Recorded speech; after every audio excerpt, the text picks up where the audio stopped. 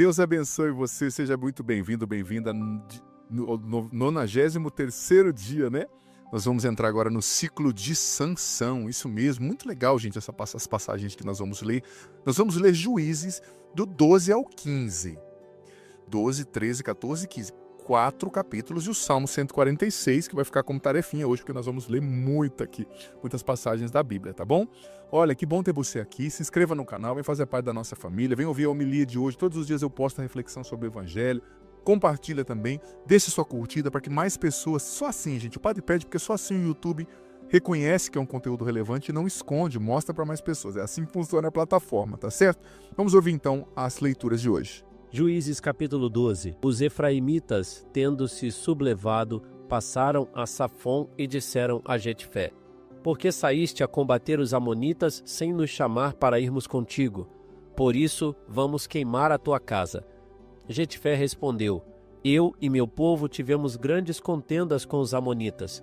Chamei-vos e vós não me livrastes de suas mãos. Vendo que não podia contar convosco, arrisquei a minha vida marchando sozinho contra os amonitas, e o Senhor entregou-os nas minhas mãos. Por que, pois, viestes combater contra mim? Jetfé reuniu todos os homens de Galaade e combateu contra Efraim. Os habitantes de Galaade derrotaram os de Efraim, que lhes haviam dito: Vós sois fugitivos de Efraim, que habitais entre Efraim e Manassés. Galaade ocupou os vales do Jordão. Cada vez que um fugitivo de Efraim queria passar, perguntavam-lhe: És tu efraimita? Ele respondia: Não. Pois bem, diziam eles então, dize Shibolet. E ele dizia: Sibolet. Não podendo pronunciar corretamente, prendiam-no logo e o degolavam junto aos vales do Jordão. Naquele dia pereceram 42.000 homens de Efraim. Jetfé, o Galaadita, foi juiz em Israel durante 6 anos. Depois morreu e foi sepultado em uma das cidades de Galaade. Outros juízes menores, depois de Jetfé, foi juiz de Israel Abessã de Belém, o qual teve 30 filhos. Casou suas 30 filhas fora de sua família e mandou vir de fora 30 jovens para seus filhos. Julgou Israel durante 7 anos. Morreu e foi enterrado em Belém. Depois dele, Elon, de Zabulon, foi juiz em Israel e sua judicatura durou 10 anos. Morreu e foi enterrado em Aialon, na terra de Zabulon. Em seguida teve Israel por juiz Abdon, filho de Iléu, de Faratom. Teve 40 filhos e 30 netos, que montavam em 70 jumentinhos. Julgou Israel durante 8 anos. Depois disso, Abdon, filho de Iléu, de Faratom, morreu e foi sepultado em Faratom, na terra de Efraim, na montanha dos Amalecitas. Juízes capítulo 13. Os israelitas continuaram a fazer mal aos olhos do Senhor, que os entregou nas mãos dos filisteus durante 40 anos. Ora, havia em Saraá um homem da família dos Danitas, chamado Manoé. Sua mulher, sendo estéril, ainda não tinha gerado filhos. O anjo do Senhor apareceu a essa mulher e lhe disse: Tu és estéril e nunca tiveste filhos, mas conceberás e darás à luz um filho. Toma, pois, com muito cuidado de não beber doravante, nem vinho, nem bebida forte. Não comas coisa alguma impura, porque vais conceber e dar à luz um filho. A navalha não tocará a sua cabeça, porque esse menino será nazareno de Deus desde o seio de sua mãe. Será ele quem livrará Israel da mão dos filisteus. A mulher foi ter com seu marido. Apresentou-se a mim um homem de Deus, disse ela, que tinha o aspecto de um anjo de Deus, um extremo terrível. Não lhe perguntei de onde era, nem ele me deu o seu nome, mas disse-me: Vais conceber e dar à luz um filho. Não bebas, pois, nem vinho nem bebida forte, e não comas coisa alguma impura, porque esse menino será nazareno desde o seio de sua mãe até o dia de sua morte. Então Manoé invocou o Senhor, dizendo: Rogo-vos, Senhor, que o homem de Deus que nos enviastes volte novamente e nos ensine o que devemos fazer acerca do menino que há de nascer. Deus ouviu essa oração e o anjo de Deus veio de novo visitar a mulher quando esta se achava no campo. Manoé, seu marido, não estava com ela. Ela correu imediatamente a dar ao seu marido a notícia, dizendo: "O homem que vi outro dia apareceu-me novamente." Manoé levantou-se e seguiu a sua mulher até junto do homem. "És tu?" disse ele. "O homem que falou à minha mulher?" "Sou eu mesmo", respondeu o desconhecido. Manoé replicou: "Quando se cumprir a tua palavra, de que maneira havemos de criar esse menino e o que teremos de fazer por ele?" O anjo do Senhor respondeu: "Abstenha-se tua mulher de tudo o que eu lhe disse. Não prove nada do que venha da videira, não beba nem vinho nem bebida forte, nada coma que seja impuro, e observe tudo o que lhe prescrevi." Manoé disse ao anjo do Senhor: "Rogo-te que te detenhas até que te ofereçamos um cabrito que vamos preparar." "Ainda que tu me retivesses", respondeu o anjo do Senhor, "eu não comeria de tua mesa. Mas se queres fazer um holocausto, oferece-o ao Senhor." Manoé ignorava que era o anjo do Senhor. "Qual é o teu nome?" perguntou-lhe ele, "para que te honremos quando se cumprir tua promessa."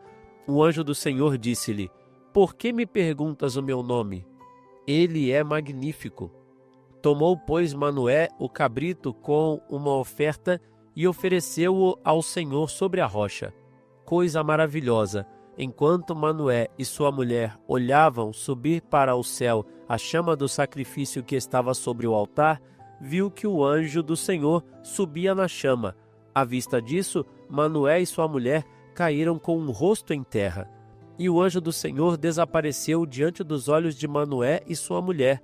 Manoé compreendeu logo que era um anjo do Senhor e disse à sua mulher: "Vamos morrer seguramente, porque vimos Deus."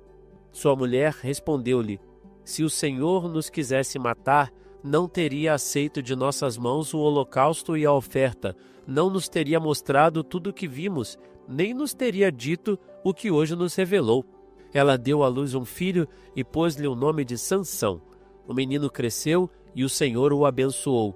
E o Espírito do Senhor começou a incitá-lo em Maané-Dan, entre Saraá e Estaol. Juízes capítulo 14. Sansão desceu a Tamna e, vendo ali uma mulher das filhas dos filisteus, voltou e falou ao seu pai e à sua mãe, dizendo: "Vi em Tamna uma filha dos filisteus, pedi-a para mim em casamento."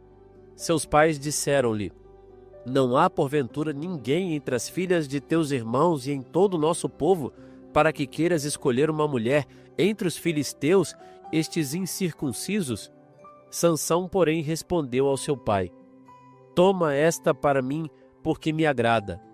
Seus pais não sabiam que isso se fazia por disposição do Senhor e que buscava uma ocasião contra os filisteus, que naquele tempo dominavam sobre Israel. Sansão desceu com os pais a Tamna. Quando chegaram às vinhas de Tamna, apareceu de repente um leão, rugindo, que arremeteu contra ele.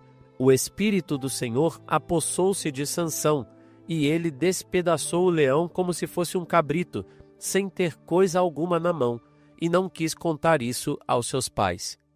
Depois desceu a Tamna e falou à mulher que lhe agradava. Voltando, alguns dias depois, para desposá-la, afastou-se do caminho para ver o cadáver do leão, mas eis que na boca do leão estava um enxame de abelhas com mel. Tomou o mel nas mãos e foi comendo pelo caminho. Alcançando os pais, deu-lhes do mel e eles comeram, mas não lhes disse que aquele mel provinha da boca do leão. Seu pai desceu à casa da mulher, onde Sansão deu um banquete, segundo o costume dos jovens. Logo que o viram chegar, deram-lhe 30 companheiros para estar com ele. Sansão disse-lhes: "Vou propor-vos um enigma. Se o decifrardes dentro dos 7 dias das bodas e descobri-lo, vos darei 30 túnicas e 30 vestes de festa. Mas se não o puderes decifrar, sois vós que me dareis 30 túnicas e outras tantas vestes de festa." Eles responderam-lhe: "Propõe o teu enigma para que ouçamos." Ele lhes disse: do que come saiu o que se come, do forte saiu doçura. Durante 3 dias não puderam decifrar o enigma. Quando chegou o 4º dia, disseram à mulher de Sansão: persuade o teu marido para que nos explique o enigma, se não queres que te queimemos com a casa de teu pai. Será talvez para nos despojar que nos convidastes? A mulher de Sansão, desfazendo-se em lágrimas junto dele, disse-lhe: tu me odeias, tu não me amas. Propuseste o enigma aos filhos do meu povo e não me explicaste? Nem sequer aos meus próprios pais eu o expliquei, respondeu ele, e haveria de explicá-lo a ti? E ela chorava assim até o 7º dia das bodas. Ao 7º dia, enfim, importunado por sua mulher, deu-lhe a chave do enigma, e ela, por sua vez, apressou-se a declará-lo aos seus compatriotas. Estes, no 7º dia, antes do pôr do sol, disseram a Sansão: que coisa é mais doce que o mel? Que coisa é mais forte que o leão? Sansão lhes disse: se vós não tivesseis lavrado com a minha novilha, não teríeis descoberto o meu enigma. Apoderou-se então dele o Espírito do Senhor e desceu a Ascalon. Matou ali 30 homens, tomou seus despojos e deu 30 vestes de festas aos que tinham explicado seu enigma. Voltou enfurecido para a casa paterna. Sua mulher, porém, foi dada em casamento a um jovem que tinha sido seu companheiro nas bodas. Juízes capítulo 15. Passado algum tempo, estando próximo à colheita do trigo, Sansão foi ver a sua mulher, levando-lhe um cabrito. Quero, dizia ele, entrar no quarto de minha mulher. O pai dela, porém, impediu-lhe a entrada. Eu pensei, disse ele a Sansão, que a aborrecias, e por isso dei-a a um teu amigo. Não é, porventura, mais formosa do que ela, sua irmã mais nova? Toma-a por mulher em seu lugar. Desta vez, respondeu Sansão, não se me poderá censurar o mal que farei aos filisteus. Ele se retirou, apanhou 300 raposas, e tomando tochas, prendeu as raposas 2 a 2 pelas caudas, e atou entre as 2 caudas uma tocha. Pôs-lhes fogo e soltou-as nas searas dos filisteus. Incendiou assim tanto o trigo que estava enfeixado, como o que estava ainda em pé, queimando até mesmo as vinhas e os olivais. Quem fez isso? Perguntaram os filisteus. Responderam: foi Sansão, genro do Tamneu, porque este tomou sua mulher e a deu a um de seus amigos. Então subiram os filisteus e queimaram a mulher juntamente com seu pai. Sansão disse-lhes: ah, é assim que fazeis? Pois bem, não descansarei enquanto não me tiver vingado de vós. E feriu-os vigorosamente sem compaixão alguma. Depois disso, desceu e habitou na gruta da rocha de Etam. Então subiram os filisteus e acamparam em Judá, espalhando-se até Leque. Os homens de Judá disseram: por que subistes contra nós? Eles responderam: subimos para prender Sansão e pagar-lhe o que ele nos fez. 3.000 homens de Judá desceram então à gruta do rochedo de Etam e disseram a Sansão: não sabes que os filisteus nos dominam? Que é isso que nos fizeste? Eu os tratei como eles mesmos me trataram, respondeu Sansão. Eles replicaram: viemos prender-te para entregar-te aos filisteus. Jurai-me, disse Sansão, que não me haveis de matar. Não te mataremos, mas te entregaremos a eles amarrado. Ligaram-no, pois, com 2 cordas novas e tiraram-no da gruta. Chegando a Leque, os filisteus acolheram-no com gritos de alegria. Apoderou-se, porém, de Sansão o Espírito do Senhor. As 2 cordas que ligavam seus braços tornaram-se como fios de linho queimado, caindo de suas mãos amarradas. Apanhando uma queixada ainda fresca de jumento, feriu com ela 1.000 homens. Sansão dizia: com a queixada de um jumento eu os destrocei, com a queixada de um jumento 1.000 homens feri. Dito isto, lançou ao longe a queixada e deu àquele lugar o nome de Ramat-Leque. Como estivesse com muita sede, sede intensa, clamou ao Senhor. Vós destes, disse ele, ao vosso servo esta grande vitória. Morrerei eu agora de sede e cairei nas mãos dos incircuncisos? Então Deus fendeu a rocha côncava que está em Leque, e dela jorrou água. Sansão, tendo bebido desta água, recobrou o ânimo e recuperou as forças. Daí o nome que traz esta fonte, em Acoré. Ainda hoje ela existe em Leque. Sansão foi juiz em Israel durante 20 anos, no tempo dos filisteus. Senhor, nós te agradecemos porque através da tua palavra o Senhor nos ilumina, o Senhor nos instrui, o Senhor fala conosco. Obrigado, Senhor, porque tua palavra ao revelar-se nos ilumina, que o teu Espírito venha sobre nós, nos dando o entendimento de tudo que ouvimos aqui e que o refletiremos aqui. Amém. Querido filho, querida filha, nós ouvimos hoje sobre a história de Sansão, o ciclo de Sansão, né? Ele foi um juiz que, como nós vimos no último capítulo, né, no capítulo 15, ele reinou ali, né, foi juiz por 20 anos sobre Israel. Ele era um homem que foi consagrado ainda no ventre da sua mãe, né, através de uma promessa. Né? Ele foi consagrado no ventre da sua mãe para ser um nazireu, né, um consagrado a Deus que não raparia a sua cabeça, desde o ventre. Né? É difícil ver na Bíblia alguém que era nazireu, consagrado. Nazireu é o termo para designar um consagrado totalmente a Deus, né, desde o ventre. Mas a gente vê que ele era um herói, ele era forte, mas ele não era sábio, gente. Ele não era sábio, muitas vezes ele pisou na bola. Ele não era um bom rapaz, ele era um herói, porque ele era forte, Deus o escolheu. Mas isso mostra, né, que mesmo ele sendo um consagrado, ele não viveu a vida consagrada. Isso é muito significativo para nós, porque mesmo nós sendo batizados, muitas vezes nós podemos não viver o nosso batismo, entendeu? Nós podemos não honrar a unção que está sobre nós, isso é perigoso. Nós vimos que ele fez muita porrada. Em primeiro lugar, escolheu uma mulher lá dos filisteus. A lei aconselhava, né? Proibia casar com mulher pagã, com mulher que adorava outros deuses, porque isso influenciaria. Mas ele quis. Aí depois ele matou um leão e pegou o mel que estava na carcaça do leão. Gente, isso era extremamente proibido pela lei de Deus da época, a lei de Moisés, né? Tocar num cadáver. Então ele pecou ali conscientemente e ainda levou esse mel e deu para os seus pais, que também pecaram e se tornaram impuros ritualmente falando, porque a lei proibia, não é? Então ele não estava muito aí ligando para a observância da lei, né? Então ele não podia tocar um cadáver e nem levar esse mel para os seus pais, que os seus pais pecariam da mesma forma, e ele escondeu isso. Apesar dele ser muito forte, gente, ser ungido por Deus, ele tinha forças e fraquezas, né? Muitas forças e muitas fraquezas. As suas principais fraquezas eram as suas paixões desordenadas, a sua ira, né? A sua luxúria, né? E colocaram ele em perigo muitas vezes. Luxúria, colocaram ele em problema, né? Luxúria não tem a ver com luxo, tá? Luxúria é o pecado da sexualidade, a escravidão sexual, a pessoa que não consegue ficar sem sexo, sem pornografia, no caso dele, sem mulher. Isso foi a causa da ruína dele, a gente vai ver depois, né? Claro, todos nós, como Sansão, gente, temos fraquezas e virtudes, né? E temos os nossos pontos fortes e temos os nossos pontos fracos, mas também não devemos nos desesperar diante das nossas fraquezas, sabe? Mas devemos entregá-las ao Senhor, pedindo ao Senhor humildemente na nossa oração todos os dias que Ele nos cure, que Ele nos purifique, sabe? Para que Ele nos fortaleça nas nossas fraquezas e não nos deixe cair, né? Porque sem Ele, sem a graça dEle, nós não conseguiremos.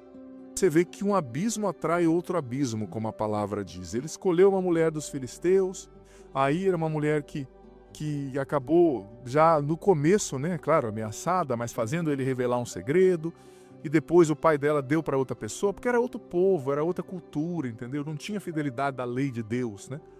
Aí veio a confusão toda, né?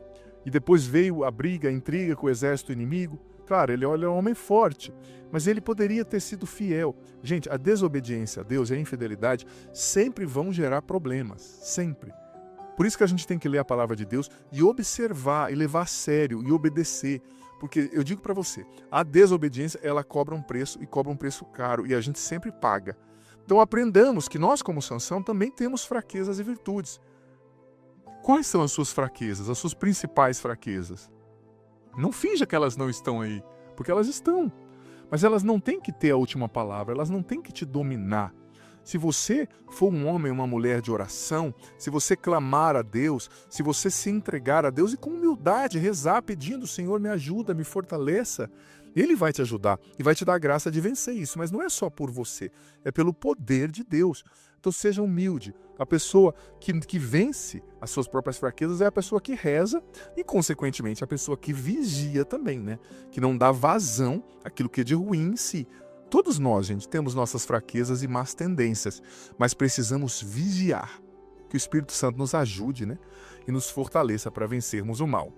Desça sobre você a bênção do Senhor, Pai, Filho e Espírito Santo. Amém.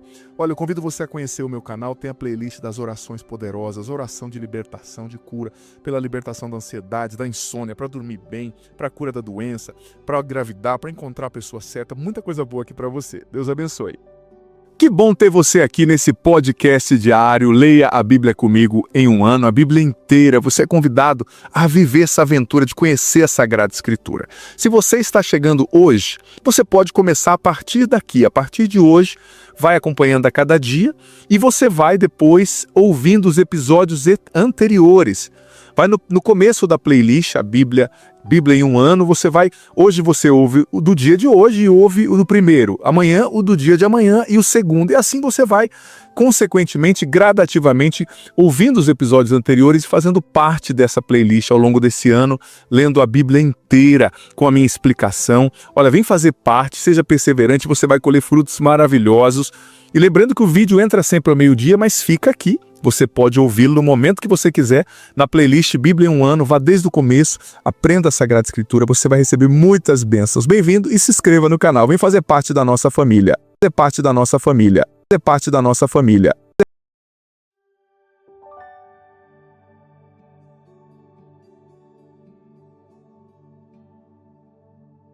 Deus abençoe você, seja muito bem-vindo, bem-vinda. Episódio 72 do nosso podcast diário Bíblia em um ano. Sou eu, Padre Adriano Zandoná, muito bem-vindo, bem-vinda ao meu canal.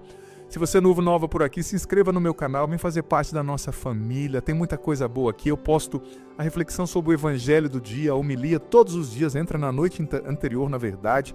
6 da tarde tem o Santo Terço. Tem a playlist das orações poderosas. Tem playlist sobre cura interior, sobre família, relacionamentos, temperamento, formação humana, formação doutrinal. As homilias nos acampamentos da Canção Nova, que são maiores, mais consistentes, com conteúdo mais profundo. Tem o meu programa Pra Ser Feliz, minhas pregações no programa Sorrindo para a Vida pela TV Canção Nova. Muita coisa aqui para abençoar você. Hoje leremos Números 24 e 25, Deuteronômio 26 e o Salmo 107. Ouçamos com atenção. Números capítulo 24. Balaão, vendo que era do agrado do Senhor que abençoasse Israel, não foi como antes ao encontro de agouros. Voltou-se para o deserto, e levantando os olhos, viu Israel acampado nas tendas, segundo as suas tribos. O Espírito de Deus veio sobre ele e pronunciou o oráculo seguinte: Oráculo de Balaão, filho de Beor, oráculo do homem que tem o olho fechado, oráculo daquele que ouve as palavras de Deus, desfruta a visão do Todo-Poderoso, e se lhe abrem os olhos quando se prostra. Quão formosas tuas tendas, Jacó, tuas moradas, Israel! Elas se estendem como vales, como jardins à beira do rio, como aloés plantados pelo Senhor, como cedros juntos das águas. Jorram águas de seus jarros, suas sementeiras são copiosamente irrigadas. Seu rei é mais poderoso que Agag, de sublime realeza. Deus os retirou do Egito e lhes deu o vigor do búfalo. Devora os povos inimigos, quebra-lhes os ossos e criva-os de flechas. Deita-se, descansa como um leão, como uma leoa. Quem o despertará? Bendito seja quem te abençoar, maldito quem te amaldiçoar. Balaque, encolerizado contra Balaão, bateu as mãos e disse-lhe: Foi para amaldiçoar os meus inimigos que te chamei, e eis que já pela terceira vez os abençoas. Agora vai-te depressa para a tua casa. Pensei em cumular-te de honras, mas o Senhor privou-te dessas honras. Pois não disse aos teus mensageiros, respondeu Balaão, mesmo que Balaque me desse a sua casa cheia de prata e ouro, eu não poderia transgredir a ordem do Senhor, nem fazer o que quer que seja por minha própria conta, somente diria o que o Senhor me ordenasse? Pois bem, volto para meu povo. Vem, pois quero anunciar-te o que este povo fará ao teu no decurso dos tempos. E Balaão pronunciou o oráculo seguinte: Oráculo de Balaão, filho de Beor, oráculo do homem que tem o olho fechado, oráculo daquele que ouve as palavras de Deus, conhece a ciência do Altíssimo, desfruta a visão do Todo-Poderoso e se lhe abrem os olhos quando se prostra.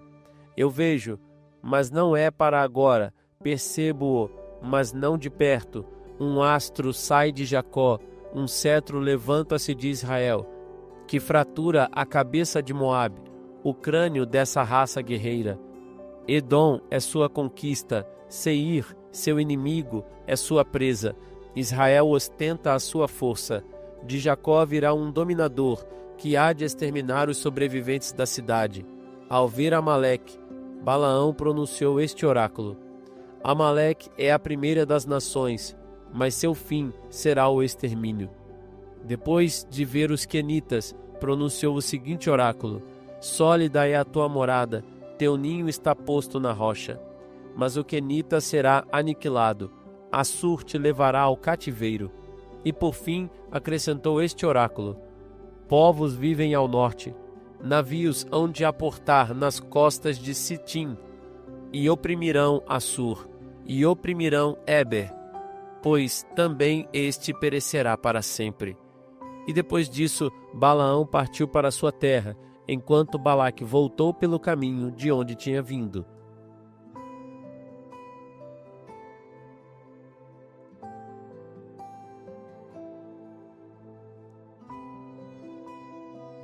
Números capítulo 25. Habitando os israelitas em Setim, entregaram-se à libertinagem com as filhas de Moabe. Estas convidaram o povo aos sacrifícios de seus deuses, e o povo comeu e prostrou-se diante dos seus deuses. Israel juntou-se a Baal-Fegor, provocando assim contra ele a cólera do Senhor. Reúne, disse o Senhor a Moisés, todos os chefes do povo e pendura os culpados em forcas diante de mim, de cara para o sol, a fim de que o fogo de minha cólera se desvie de Israel. Moisés disse aos juízes de Israel: Cada um de vós mate os seus que se tenham juntado a Baal-Fegor.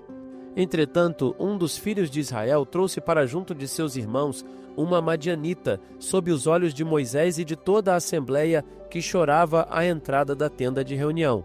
Vendo isso, Finéias, filho de Eleazar, filho do sacerdote Aarão, levantou-se no meio da assembleia, tomou uma lança, seguiu o israelita até a sua tenda e ali transpassou-o juntamente com a mulher, ferindo-os no ventre. E deteve-se então o flagelo que se alastrava entre os israelitas. Morreram 24.000 homens com essa praga. O Senhor disse a Moisés: Finéias, filho de Eleazar, filho do sacerdote Aarão, desviou minha cólera de sobre os israelitas, dando prova entre eles do mesmo zelo que eu. Por isso, não os extingui em minha cólera. Dize-lhe, pois, que lhe dou a minha aliança de paz. Isso será, para ele e seus descendentes, o pacto de um sacerdócio eterno, porque se mostrou cheio de zelo pelo seu Deus e fez expiação pelos israelitas. Chamava-se Zambre, filho de Salu, o israelita que foi morto com a madianita, o qual era chefe de uma família patriarcal da tribo de Simeão. O nome da madianita morta era Cosbe, filha de Sur, chefe de tribo, de família patriarcal em Madian. O Senhor disse a Moisés: Ataca os madianitas e matai-os, porque eles vos atacaram primeiro, enganando-vos artificiosamente por meio do ídolo de Fegor e de Cosbe, sua irmã, filha de um chefe de Madian, que foi massacrada no dia do flagelo que sobreveio por causa do sacrifício de Fogor.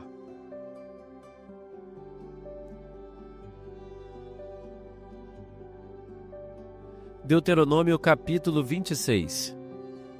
Quando tiveres entrado na terra que o Senhor teu Deus te dá em herança, e ali te tiveres estabelecido, tomarás as primícias de todos os frutos do solo que colheres na terra que te dá o Senhor teu Deus, e pondo-as em um cesto, irás ao lugar escolhido pelo Senhor teu Deus, para aí habitar seu nome. Apresenta-te diante do sacerdote que tiveres em serviço naquele momento, e lhe dirás: reconheço hoje diante do Senhor meu Deus, que entrei na terra que o Senhor tinha jurado a nossos pais nos dar. O sacerdote, recebendo o cesto de tua mão, o colocará diante do altar do Senhor teu Deus. Dirás então na presença do Senhor teu Deus: meu pai era um arameu prestes a morrer, que desceu ao Egito com um punhado de gente para ali viverem como forasteiros, mas tornaram-se ali um povo grande, forte e numeroso. Os egípcios afligiram-nos e oprimiram-nos, impondo-nos uma penosa servidão. Clamamos então ao Senhor, Deus de nossos pais, e Ele ouviu o nosso clamor e viu a nossa aflição, nossa miséria e nossa angústia. O Senhor tirou-nos do Egito com sua mão poderosa e o vigor do seu braço, operando prodígios e portentosos milagres. Conduziu-nos a esta região e deu-nos esta terra que mana leite e mel. Por isso, trago agora as primícias dos frutos do solo que me destes, ó Senhor. Dito isso, deporás o cesto diante do Senhor teu Deus, prostrando-te em sua presença. Depois te alegrarás por todos os bens que o Senhor teu Deus te tiver dado, a ti e a tua casa, tu e o levita, e o estrangeiro que mora no meio de ti. Quando tiveres acabado de separar o dízimo de todos os seus produtos, no terceiro ano, que é o ano do dízimo, e o tiveres distribuído ao levita, ao estrangeiro, ao órfão e à viúva, para que tenham em tua cidade do que comer com fartura, dirás em presença do Senhor teu Deus: tirei de minha casa o que era consagrado para dá-lo ao levita, ao estrangeiro, ao órfão e à viúva, como me ordenaste. Não transgredi nem omiti nenhum dos vossos mandamentos. Não comi dessas coisas durante o meu luto, nem delas separei coisa alguma em estado de impureza, e delas nada dei a um morto. Obedeci à voz do Senhor meu Deus, e conformei-me inteiramente às vossas ordens. Olhai de vossa santa morada, do alto dos céus, e abençoai vosso povo de Israel, a terra que nos destes, como jurastes aos nossos pais, terra que mana leite e mel. O Senhor teu Deus ordena-te hoje que guardes estas leis e estes preceitos. Observa-os cuidadosamente e pratica-os de todo o teu coração e de toda a tua alma. Hoje fizeste o Senhor teu Deus prometer que Ele seria teu Deus, e que andarias nos teus caminhos, observando suas leis, seus mandamentos e seus preceitos, e obedecendo-lhe fielmente. E o Senhor fez-te prometer neste dia, também de tua parte, que serias um povo que lhe pertenceria de maneira exclusiva, como te disse, e que observarias todos os seus mandamentos, para que ele te eleve em glória, renome e esplendor, acima de todas as nações que criou, e sejas assim um povo consagrado ao Senhor teu Deus, como te disse. Obrigado, Senhor, pelas tuas bênçãos na nossa vida. E obrigado pela tua palavra que ao se revelar, nos ilumina. Obrigado, Senhor, pela tua bênção que vem também através dos inimigos, obrigados como Balaão. Obrigado porque o Senhor tem um futuro para nós, uma esperança. O Senhor nos fará formosos, o Senhor nos fará crescer, o Senhor tem o céu preparado para nós, se obedecermos à tua voz. Obrigado, Senhor, pela tua bondade e misericórdia. O Senhor tem para nós um futuro, como diz Jeremias 29:11, um projeto de felicidade. Obrigado por tudo que o Senhor tem à nossa frente, que nós queremos conquistar, pela obediência, pela fidelidade a Ti. Amém. Gente, nós vemos que Balaão, de fato, ele é incapaz de amaldiçoar o povo de Deus. E, ao contrário, mais uma vez, ele diz palavras de bênção sobre o povo de Deus 4 vezes, né? Deus acaba dando até a esse pagão palavras para abençoar o povo de Deus. Olha só, quando Deus quer, Ele dá a palavra certa para a pessoa que nem o teme para abençoar você. Por isso, seja fiel a Deus. Seja fiel quando ninguém está olhando, porque você não sabe quem Deus vai escolher para te abençoar. Muitas vezes Ele escolhe uma pessoa que você acha que não gosta de você, uma pessoa que é pagã, que é infiel, sabe? Mas Ele usa essa pessoa para te abençoar quando Ele quer, tá bom? Isso é muito importante. Gente, a gente vê também nesse ponto que os israelitas estavam morando ali nas planícies de Moabe, esperando para entrar na terra prometida, mas a Bíblia disse aqui, né, que o povo de Israel agiu como uma prostituta, né, nesse sentido, saindo com as filhas de Moabe, né? E elas convidaram alguns israelitas para sacrificar os seus deuses e eles cederam, né? Olha só, enquanto Deus não deixou um inimigo, um feiticeiro profissional amaldiçoar Israel, o próprio povo foi infiel a ele. Isso fala da bondade de Deus e da fraqueza do coração humano. Gente, muitas vezes a infidelidade, o problema não vem de fora. Deus, ele nos protege de sermos amaldiçoados pelas pessoas, de sermos prejudicados, mas muitas vezes o problema vem de dentro. Pelas nossas más escolhas, pela nossa infidelidade. Eu digo na igreja, olha, sou padre, sou missionário, eu ando em muitos lugares, é difícil ver um local no qual o problema mesmo seja pessoas de fora atacando a paróquia, atacando a comunidade. A maioria dos problemas, eles nascem dentro. É um com inveja do outro, às vezes, né? Quando não reza, não purifica o coração, é o irmão prejudicando o outro. Os problemas maiores nascem dentro das famílias. Olha só, Deus não deixou aquele feiticeiro, aquele vidente mal amaldiçoar Israel, obrigou a abençoar Israel, mas o povo escolheu pecar. O povo escolheu se prostituir, né? Deus muitas vezes disse, não saia com as filhas de Moabe, não saiam. Mas é a impureza, é o não se controlar, né? E aí veio um juízo divino, né? Uma atitude de Finéias ali, né? Ele foi louvado, né, por ter se levantado contra a idolatria e a infidelidade daqueles israelitas, né? Claro que é tudo muito violento ali, a gente sabe, mas, gente, era como funcionava na época. Israel não tinha, 3.000 anos atrás, era uma sociedade altamente violenta, e se não fosse assim, eles não sobreviveriam, né? Porque o inimigo usava justamente a fraqueza, a impureza, né, para perverter aqueles homens que tinham essa aliança com Deus, né? Olha só, a gente vê também em Deuteronômio 26 que o povo de Israel recebia o mandamento de dar os primeiros frutos do seu campo a Deus, mas também existia a ordem de Deus que eles dessem, né, uma doação grande todo o terceiro ano, não somente para Deus e para o templo, mas para cuidar das viúvas, dos órfãos e dos estrangeiros, né? Gente, isso é algo que marca a cultura, a herança judaico-cristã, né? A caridade, né? Nós não olhamos somente o sistema político e o governo para cuidar dos pobres, mas isso faz parte da nossa herança, da nossa fé. Nós não esperamos só o sistema político e o governo cuidar dos pobres, mas nós somos obrigados também. A palavra é essa, a ordem de Deus, a cuidar dos pobres, a fazer caridade. Um cristão, um judeu, precisa fazer caridade. Qual foi a última vez que você ajudou um pobre? Qual foi a última vez que eu e você demos uma cesta básica? Nos questionemos. E tem gente que fala, padre, eu não ajudo gente na rua. Você não quer dar dinheiro? Mas mendigo também come, drogado também come. Compre uma comida. Ou ajude quem dá comida para eles de alguma forma. A gente tem um dever, gente, de transformar o mundo. Se nós levarmos essa tarefa que Deus nos deu a sério, né, de fazer o bem, de cuidar, nós vamos transformar o mundo. De cuidar dos pobres, né, de ajudar os pobres, nós vamos transformar o mundo. Então levemos a sério. E mais uma vez retomo falando com um problema aqui, né? Me chamou muita atenção. Deus tinha feito um mago mal, obrigadamente por Deus, né, de forma não voluntária, abençoar Israel. E o povo de Israel, entrando na idolatria, trazendo mulheres madianitas, o que tinha sido proibido, e ela trouxe o seu ídolo, e veio uma consequência de uma praga ali sobre Israel por causa disso. Muitas vezes nós mesmos somos, né?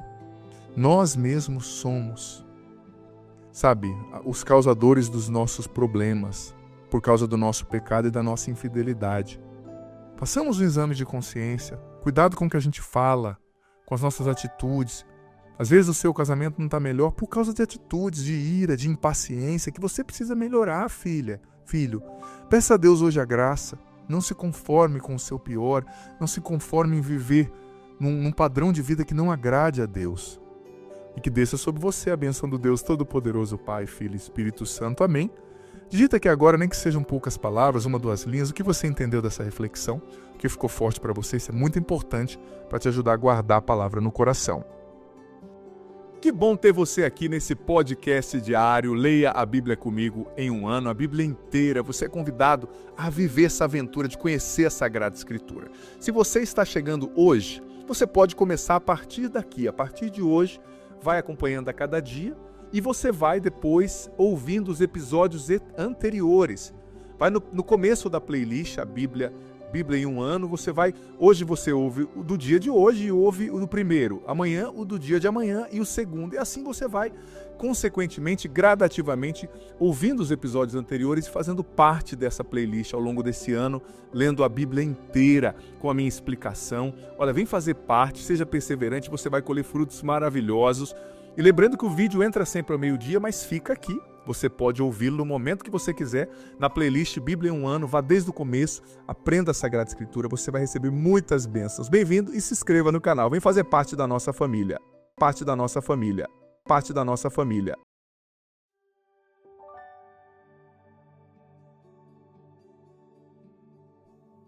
Episódio 86, estamos juntos aqui mais um dia no nosso podcast diário Bíblia em um ano, comigo o Padre Adriano Zandoná. Muito bem-vindo ao meu canal, filho, filha, se você está chegando hoje, Deus te ilumine muito. Essa jornada que a gente está fazendo ao longo desse ano está sendo maravilhosa. Estamos lendo a Bíblia inteira, do Gênesis ao Apocalipse, ao longo do ano inteiro. O vídeo entra sempre ao meio-dia aqui no meu canal, viu? E depois ele fica aqui salvo para você ouvir a hora que você quiser e puder. Copia já o link desse vídeo, manda para os seus contatos para que mais pessoas possam ler conosco. Hoje nós vamos ler Josué 15:18 e o Salmo 130. Lembrando que eu estou me pautando nos 12... Eu vou ler a Bíblia, gente, não os livros seguidos em ordem como estão no livro, né? Eu estou seguindo o método dos 12 grandes períodos da história da salvação que dão sentido a toda a história, né? Vou ler novamente, que tem sempre gente chegando nova, né? Tem sempre chegando gente nova, perdão. É a criação, os patriarcas, Egito e o Êxodo, o tempo do deserto, né? As andanças pelo deserto, a conquista da terra prometida e os juízes, que é onde nós estamos. Depois entram os checkpoints messiânicos, vai entrar um depois aqui da conquista da terra prometida e dos juízes, que vão entrando os evangelhos, né? No meio, que é o 5º período, digamos assim. Depois, tempo real dos reis. Depois o tempo do reino dividido, reino de Israel, reino de Judá, reino do norte, reino do sul. É muito importante entender isso para entender a Bíblia, a história da salvação. Depois o tempo do exílio, né, na Síria e na Babilônia. Depois o tempo do retorno do exílio.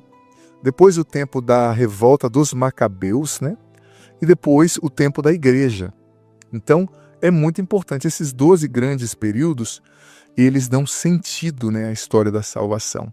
Então é essa a metodologia que nós estamos usando. Então vamos ouvir a palavra de Deus na voz do Orlando Júnior, que ainda está me ajudando nesse tempo que eu estou com a voz debilitada. Ele vai ficar aí nos 2 meses aqui com a gente, se Deus quiser, 2, 3 meses. Josué, capítulo 15. A parte que tocou por sorte a tribo de Judá, segundo suas famílias, estendia-se para o limite de Edom até o deserto de Sim, na extremidade meridional da terra. Sua fronteira ao sul partia da extremidade do Mar Salgado, do braço que ele estende para o meio-dia, e prolongava-se para o sul da subida de Acrabim. Passava em Sin e subia para o sul de Cades-Barne. Passava em Esrom, subindo para Adar e dando volta a Carca. Passando dali para Asmon, continuava até a torrente do Egito e terminava no mar. Esta é a fronteira sul.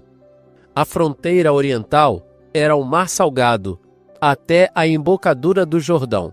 A fronteira setentrional partia do braço do mar, na embocadura do Jordão, e subia a Bet-Ogla, passava ao norte de Bet-Arabá e ia até a pedra de Boém, filho de Ruben.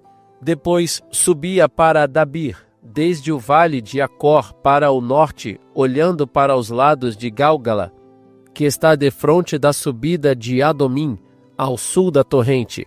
Passava junto das águas de En-Samis e terminava em En-Rogel.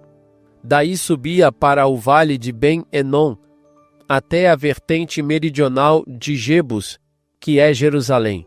Em seguida, elevava-se até o cimo do monte que está fronteiro ao vale do Enom, para o ocidente, e na extremidade do vale dos Refaíns, para o norte. Do cimo do monte, estendia-se até a fonte das águas de Neftoa, dirigia-se para as cidades da montanha de Efron, e depois continuava para Baala, que é Cariatarim. De Baala, a fronteira dava volta para o ocidente até o monte Seir, e passava pela vertente setentrional do monte Gearim, que é Queslon. Descia a Bet-Sames, passava por Tâmina e dirigia-se para o norte, até a vertente de Acaron. Estendia-se para Secron, passava pelo monte Baala e ia até Jabneel, terminando no mar. Era o mar grande que fazia o limite da fronteira ocidental. Tais foram, por todos os lados, as fronteiras dos filhos de Judá, segundo suas famílias.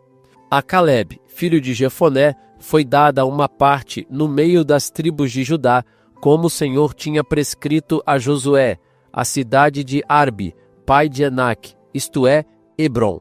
Caleb expulsou dela os 3 filhos de Enac, Sesai, Aimã e Tomlai. Dali marchou contra os habitantes de Dabir, que antes se chamava Cariat-Sefer. Eu darei minha filha Axa, disse Caleb, por mulher àquele que assaltar e tomar Cariat-Sefer. Otoniel, filho de Cenez, irmão de Caleb, conquistou essa cidade, e Caleb deu-lhe por mulher sua filha Axa.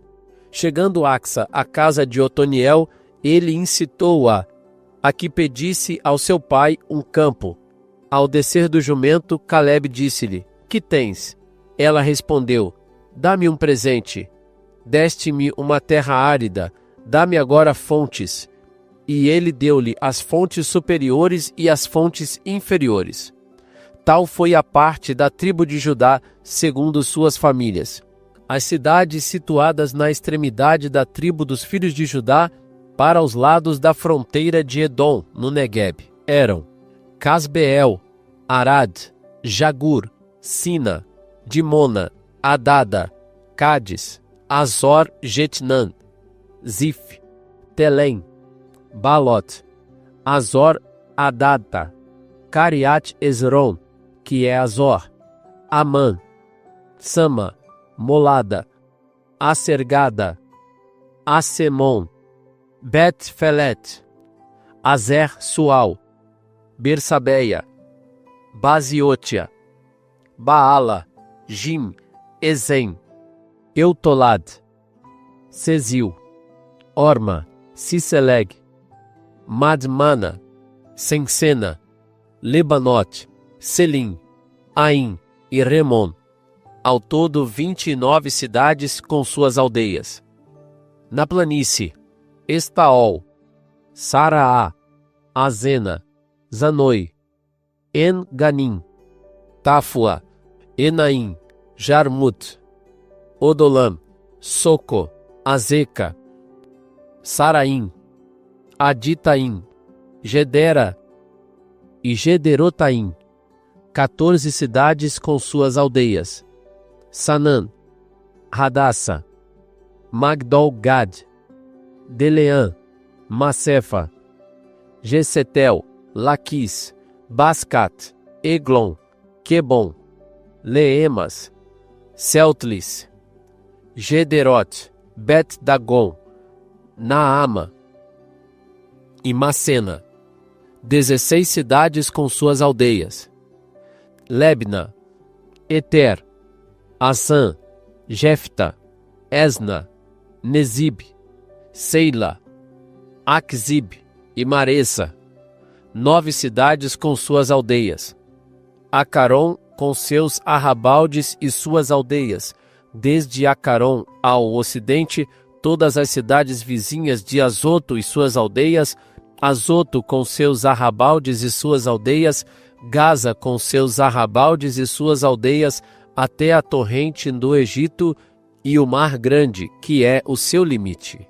na montanha, Samir, Jeter, Sucote, Dana, Cariat-Sefer, que é Dabir, Anab, Estemo, Anim, Gozem, Olom e Gilo, 11 cidades com suas aldeias. Arab, Duma, Ezaã, Janum, Bet-Tafua, Afec, Ramata, Cariat-Arbe, que é Hebron, e Sior, 9 cidades com suas aldeias.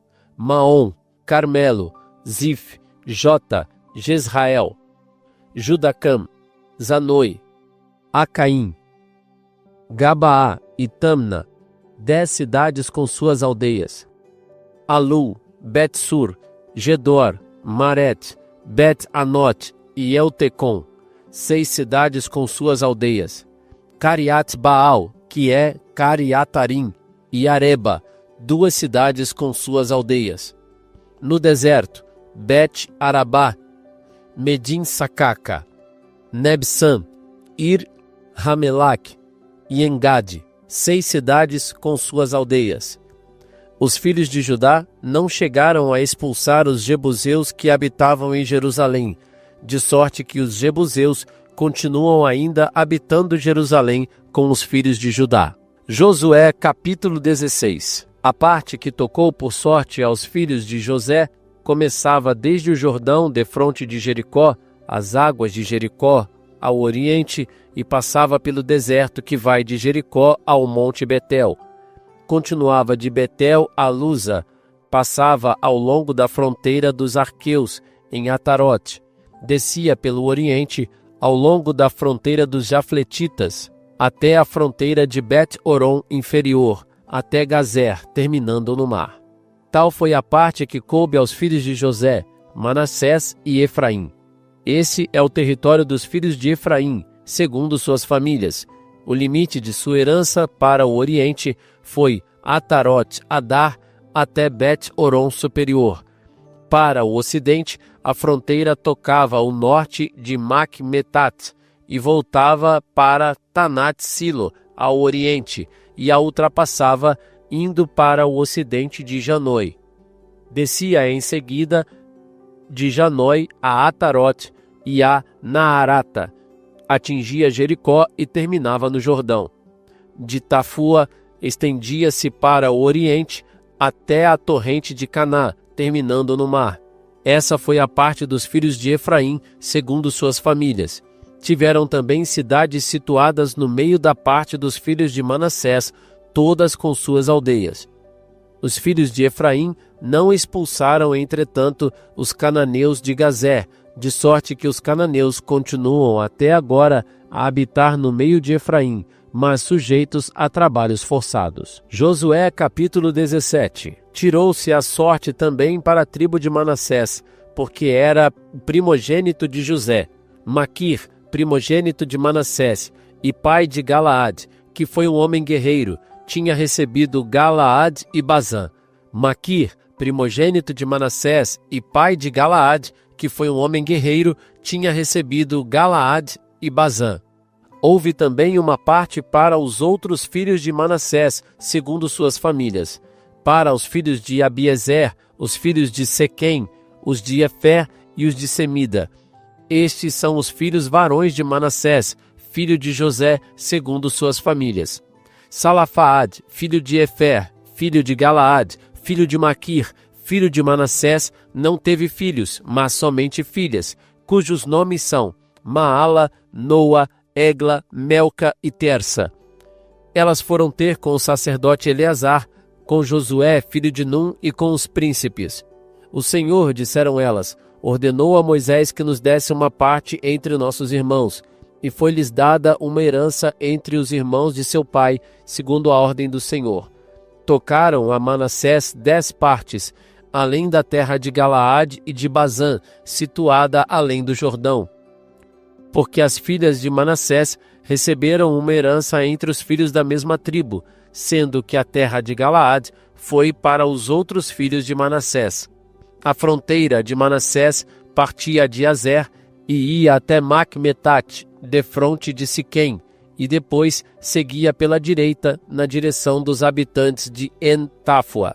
A terra de Táfua tinha caído por sorte a Manassés, mas Táfua, junto à fronteira de Manassés, pertencia aos efraimitas.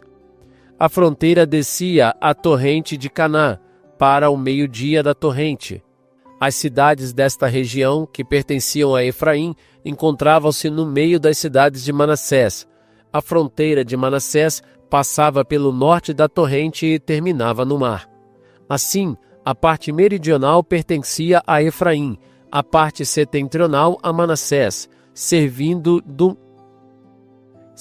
o mar de fronteira. Limitavam ao norte com a tribo de Azer e ao nascente com a tribo de Issacar. Nos territórios de Issacar e de Azer, Manassés obteve Bazã e seus arrabaldes, Geblã e seus arrabaldes, os habitantes de Dora e seus arrabaldes, os habitantes de Edom e seus arrabaldes, os habitantes de Tenac e seus arrabaldes, os habitantes de Meguido e seus arrabaldes. São as 3 colinas. Os filhos de Manassés não puderam tomar posse dessas cidades, pois os cananeus estavam resolvidos a permanecer nelas. Quando se tornaram mais fortes, submeteram os cananeus a um tributo, mas não os expulsaram. Os filhos de José disseram a Josué: Por que nos deste a posse de uma só herança, de uma só parte, sendo nós um povo tão numeroso e tendo-nos o Senhor abençoado até aqui? José disse-lhes: Se sois tão numerosos, subi à floresta, desbravai-a e tomai uma parte da terra dos ferezeus e dos refaíns, já que a montanha de Efraim é pequena demais para vós. Os filhos de José, porém, responderam: A montanha não nos basta, e todos os cananeus que habitam na planície possuem carros de ferro, tanto os de Betsã e seus arrabaldes, como os que estão no vale de Jezrael.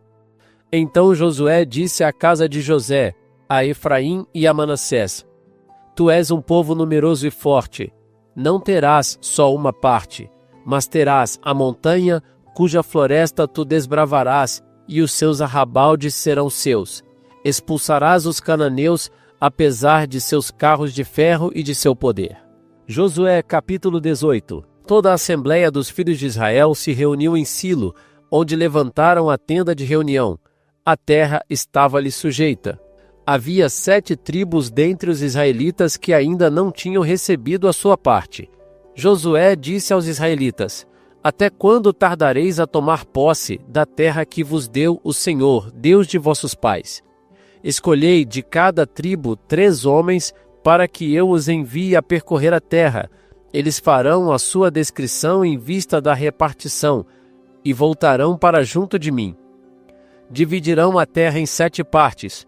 Judá permanecerá nos seus limites ao lado do meio-dia, e a casa de José nos seus, do lado do norte.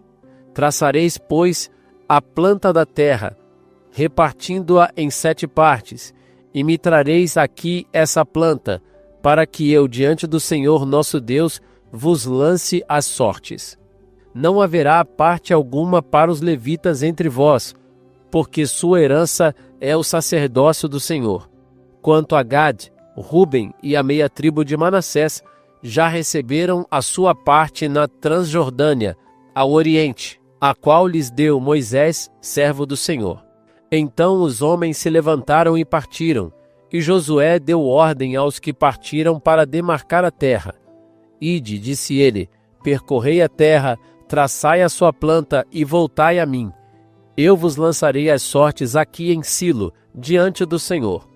Partiram, pois, percorreram a terra e fizeram a sua descrição em um livro, repartindo-a em 7 porções, segundo as cidades.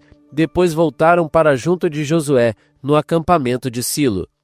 Então Josué lançou-lhes a sorte diante do Senhor e repartiu a terra entre os israelitas, segundo suas divisões. A sorte caiu primeiro sobre a tribo dos benjaminitas, segundo suas famílias, aos quais coube o território situado entre os juditas e os filhos de José. Sua fronteira ao norte partia do Jordão, subia atrás de Jericó, pelo norte, e indo pela montanha para o ocidente, terminava no deserto de Bet-Aven. Dali passava ao meio-dia sobre a vertente de Luza, que é Betel. Depois descia a Atarot-Adar, perto da montanha que está ao sul de Bet-Oron inferior. Estendia-se em seguida e dando volta ao lado ocidental para o sul, desde a montanha que está perto de Bet-Oron ao sul, terminava em Cariat-Baal, que é Cariatarim, cidade dos juditas. Tal era a região ocidental. A região meridional partia da cidade de Cariatarim, estendia-se para o ocidente e terminava nas fontes das águas de Neftoa. Descia depois à extremidade da montanha, que está de frente ao vale de Ben-Onom, no vale dos Refaíns, ao norte. Descia em seguida pelo vale de Onom para a vertente meridional dos Jebuseus e para En-Rogel, estendendo-se ao norte até En-Sames. Dali chegava até Gelilote, defronte da subida de Adomim, e descia até a pedra de Boém, filho de Ruben. Passava então pela vertente setentrional, em frente de Arabá, e descia a Arabá. Depois passava sobre a vertente setentrional de Bet-Ogla, e terminava no braço do Mar Salgado, que está ao norte, na extremidade meridional do Jordão. Tal era a fronteira do sul. O Jordão constituía a fronteira oriental. Esta foi a parte dos benjaminitas, segundo suas famílias, e tais foram as suas fronteiras em toda a volta. As cidades da tribo dos benjaminitas, segundo suas famílias, foram Jericó, Bet-Ogla, Amec-Cassis, Bet-Arabá, Samaraim, Betel, Avim, Fara, Efra, Cafar-Emona, Ofni e Gabá, 12 cidades com suas aldeias.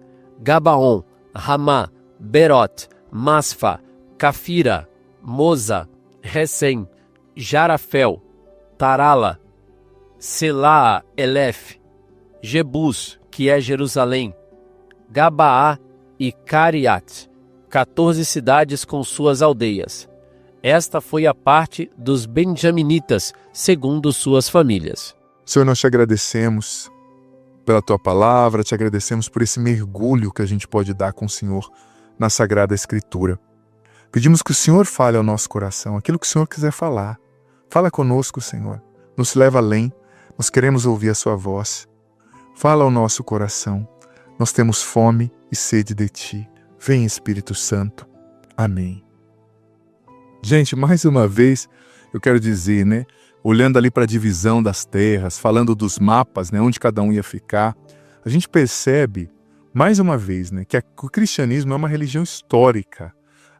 A nossa fé, gente, não veio assim do nada, não é uma coisa esotérica, um mito da criação, de um Deus que brigou com o outro, e da urina de Deus nasceu o mundo, esses mitos esotéricos, os mitos babilônicos da criação, que eram muito comuns na época dos judeus. Não, a nossa religião, ela aconteceu em um lugar específico, em um tempo específico, em uma localização geográfica específica.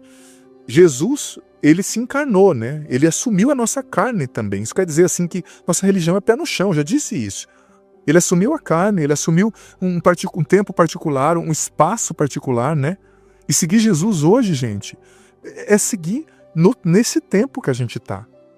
Tem gente que diz assim, tudo que veio antes de uma era que ele acha, a pessoa canoniza um século, canoniza um período da igreja, Aí tem grupos que dizem, tudo que veio antes é obscurantismo e tudo que vem depois é modernismo. É só aquele tempo salva. Opa, cuidado, isso é heresia.